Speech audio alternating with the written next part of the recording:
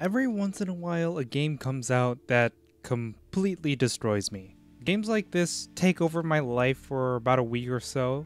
They'll start cutting into my sleep and infesting my every waking thought. Into the Breach is one of these games. Being the second game from FTL developer Subset Games, I had high expectations for Into the Breach. I wasn't exactly sure what to expect, but my expectations were high nonetheless. After all, FTL is one of my favorite games of all time, and I am happy to report that my expectations have been exceeded. Into the Breach is a turn-based tactics game in which you command a team of 3 mechs who have traveled back in time to save the world from giant insectoid monsters, known as the Vek. To do this, your team will build up their strength by defending some islands from the Vek before launching a final assault on a volcano island. There's a lot of FTL DNA present in this game. You start by picking a squad of mechs, which you can unlock with coins which, like FTL spaceships, you earn by completing achievements. The islands are a lot like FTL sectors, but have their own refinements. Like FTL sectors, each island represents a set of missions centered around a theme. Doing well in these missions earns you rewards that will make your team stronger. More difficult missions will earn you more rewards, but you can only do so many before you have to do a boss fight and move on to the next island. What's interesting here is that at any point after completing 2 islands, you can decide to launch the final mission. If you wait until you complete all 4 islands, you are considerably better equipped, but the number and strength of the Vek will increase. Where Into the Breach really shines is its tactical combat. I play a lot of turn-based tactics games. I really enjoy turn-based tactics. Into the Breach is turn-based tactics, but manages to do something completely new. In Into the Breach, every single move that the enemy will make on their turn is told to you on your turn.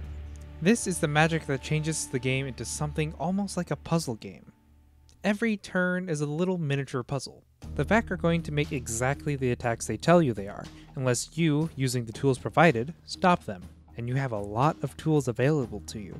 Besides just killing the Vek, you can push the Vek around to make their attacks miss or hit other Vek, or into environmental hazards. Every one of these missions depends entirely on your ability to plan out your turn. Plan things out poorly, and you might end up doing more harm than good. Plan things out well, and your mission will go smoothly. Should you lose, you can pick one of your pilots and send them back in time to begin again. This pilot will retain their experience and unique bonuses as you begin a new campaign. This makes starting over a little bit easier, but it's also a really nice thematic touch. I have a feeling that I'm going to end up sinking a lot of time into this one. This game isn't nearly as hard as FTL, but I think there's a good bit of replay value here. There are a lot of options and mech squads available to explore, and from what I understand, this game is much more moddable than FTL, which in itself had some pretty cool mods.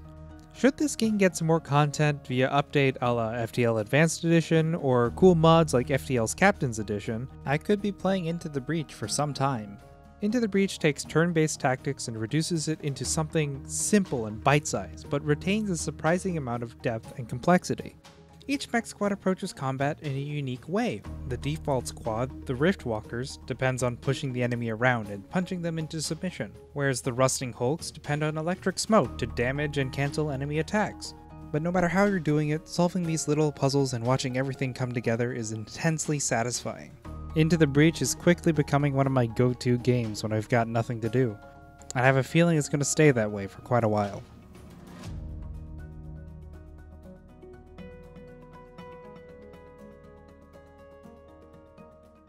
What was it actually? I don't remember what event it was, but I got Dune Buggy Bastion and the fucking Ferret skin that looks exactly like one of the enemies. Just to make a point, no bonus clip today pretty much, but when my friends asked me to play some Overwatch tonight, I was actually just playing Into the Breach in my other monitor between rounds and during every death. I really like this game. Into the Breach is a good game.